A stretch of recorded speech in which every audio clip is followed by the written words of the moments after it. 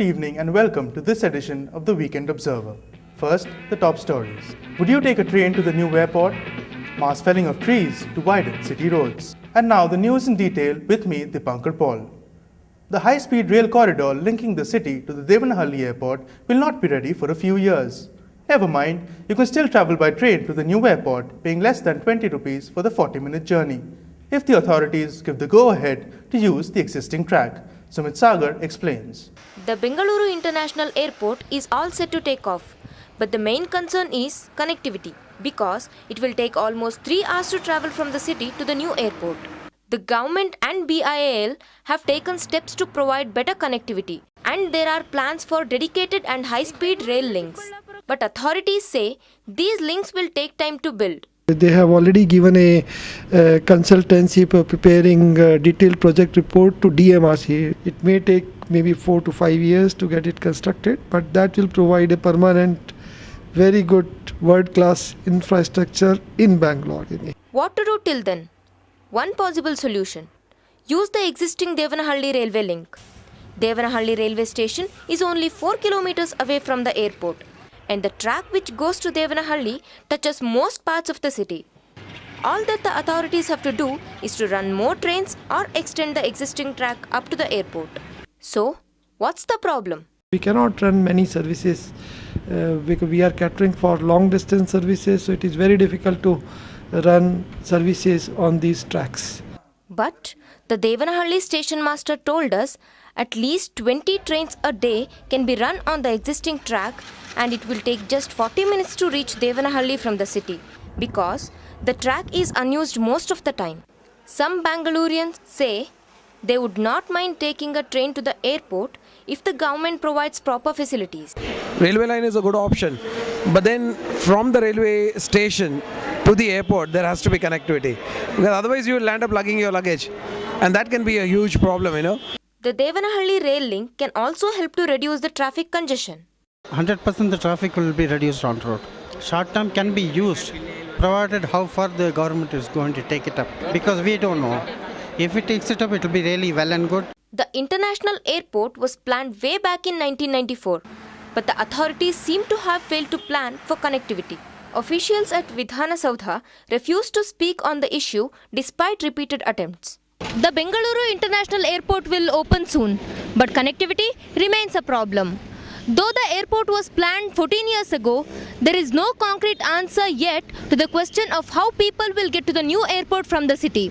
The Devanahalli railway link could be a possible solution, but the authorities should be willing to look into it. With camera person Sutapa Chatterjee, this is Sumit Sagar reporting for The Observer. Bangalore's reputation as the garden city continues to be under threat. For 1 month now, the BBMP has been felling trees in order to widen the city's roads. Sutapa Chatterjee reports that the drive shows no signs of stopping despite protests. Some of the city's main roads are a mess right now, as trees are being chopped down in a campaign started by the BBMP last month. 84 of the city's roads are part of the widening drive. The BBMP says if we want better infrastructure, our trees will have to make way. In Bangalore, we don't have any land, belongs to government for creating the infrastructure. Then definitely we have to go for compensation to the private property owners. That is not possible because of it incurs a lot of investment. Angry residents have come together to stop the tree chopping drive. They have also approached government officials and environmental support groups. It's a very ad hoc and very unplanned decision to have gone ahead and implemented this without consulting the public, without having done any sort of scientific analysis on whether or not these measures are actually going to improve things for Bangalore. NGOs say the BBMP has taken the easy way out, and that the whole operation will only make the city's roads more dangerous. They insist the chaos on the roads is caused by the density of traffic, and the mess cannot be cleaned up by merely widening roads. Because you remove the trees, you widen the roads, you are increasing traffic speeds. What you are creating is the next level of problem, which is pedestrian deaths. The BBMP has already felled trees on 25 of the city's roads. Repeated requests by NGOs and residents to leave the trees alone have fallen on deaf ears. Environmentalists now fear that it may be a matter of few months before the rest of Bangalore's trees are targeted.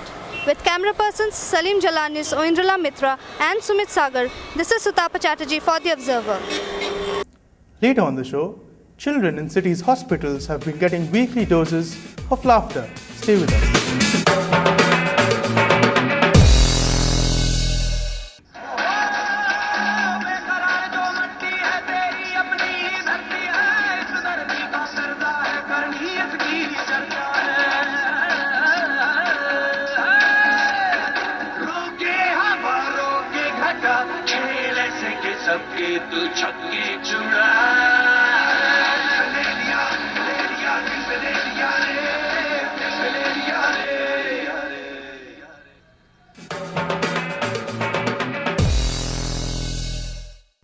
Welcome back.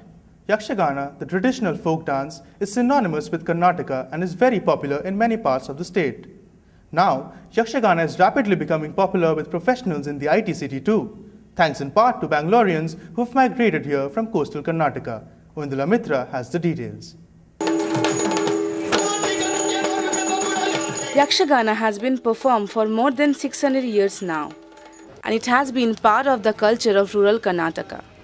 But it was only 30 years ago that Yakshagana was transformed into a performance art taken from town to town by commercial troupes. Today, Yakshagana has broken many barriers. Teenagers put on the grease paint alongside their grandfathers, and the stories which used to be based on mythology now talk about modern issues. Yakshagana has changed in every aspect. Over the years, in terms of makeup, dress, dance, everything has changed. Yakshagana was usually performed by men, who played the female characters too, but that's also changing. People say Yakshagana is men's art. That does not mean that it should be performed only by men. Women can act as men. Especially when it comes to expressions, I think women have proved they can act better than men.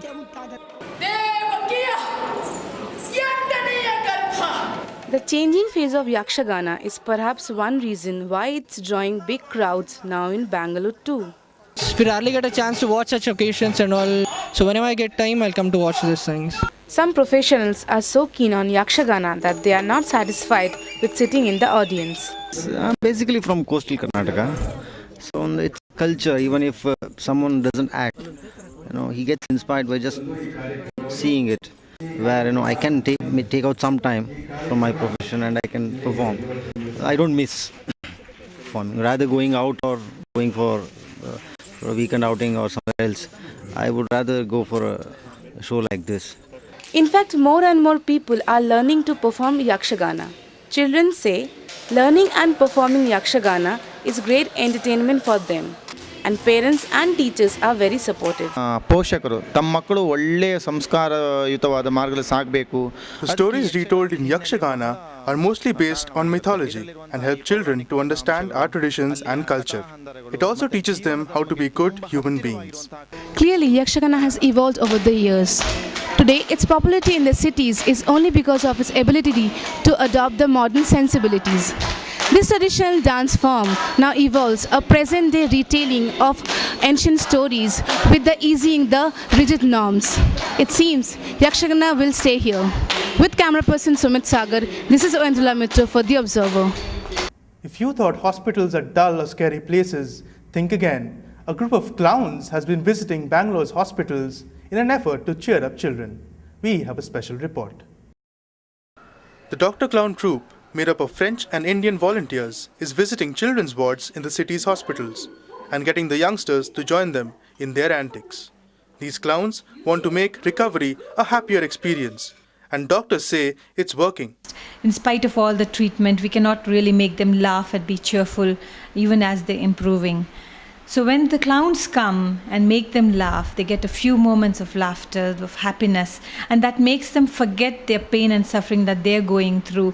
Humor therapy, as it is called, began in Russia and went on to Europe and America. 3 years ago, the clowns made their first appearance in Bangalore. Why clown? Because clown give opportunities to give different colors. Clown give dream. Clown give so much wish and happiness. People from different walks of life are volunteering to be part of this experience. from magicians to doctors and even real estate consultants. They all say laughter is essential to the recovery process. It's easy to make a child who is healthy to laugh, basically, I would say. But sometimes when the child is just taken a dose and sleeping and a whole lot of reasons and things, it is difficult sometimes to make them laugh or smile or even just smile. But once you get that smile from that child, it's just excellent. It's not just the clowns. Even doctors and nurses get into the act, inviting curious looks around them. And parents seem to enjoy every bit of it. It's very good. If such programs are organized, there is a lot of fun and laughter, and the children also feel happy. Some of these children are soon going to recover, but others have just a few more days to live. These weekly visits by the clowns helps these children forget about their pains, even if it is just for a few hours.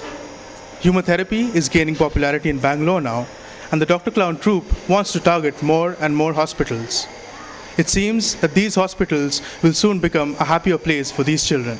With camera person Sumit Sagar, this is Dipankar Paul for The Observer. It was a night to remember for Bangalore's Assamese community. 7,000 people gathered at the palace grounds to celebrate Magh Bihu yesterday, and joining them was Himakshi Goswami. Magh Bihu has been celebrated in Bangalore for 10 years now, and every year the event seems to scale new heights. Yesterday, the celebrations kicked off with an inter-college Bihu dance competition, and everyone was out to have a good time. The competition was meant for Assamese only, but there were some non-Assamese who learned Bihu just to join in the fun. Bangali hoye mane bihu kora. Being a Bengali, I have seen my mother dancing Bihu, and I just used to see her when she used to dance, but I have never done it before, so I always wanted to do Bihu. So when I got the opportunity, I thought, why not? There were other performances and quiz competitions, and finally, the most awaited event of the evening, the 3-hour performance by Assamese singing sensation Zubin Garg. This is the second time he is performing at Bihu celebrations in the city. I feel very homely here because I like all the crowds in Bangalore, and all my friends live here, all the fans, they keep calling me, so I've come for them only. 10,000, 15,000 people working together and singing in front of them. It's a really nice thing. Zubin Garg was also the reason why the media had turned up in full force, including channels from the Northeast. Had I known that the crowds would be so enthusiastic and so many, we would have probably done it live on Northeast television. Well, people will be very excited. It's very nice to know that people haven't lost touch with their roots. Clearly, the Bihu festival is one way to share the cultural heritage of Assam with people from other parts of the country. Assam, as you know, Northeast is a very good, rich culture. Our motive was like that, to come in one platform and give all the people, show all the people that how Assam is a good one and how Assam gives our heritage. As the evening has come to a close, a feeling of satisfaction permeates the air. For the Assamese people, it has been home away from home for these few hours. The Assamese community in Bangalore is growing, and with celebrations like these, it seems the city is becoming the second home for the Assamese. With Sumit Sagar and camera person Dipankar Paul, this is Himakshi Goswami reporting for The Observer. That's all we have in this edition of the Weekend Observer. For feedback, email us at weekend@theobserver.com or send an SMS to 5678. Good night.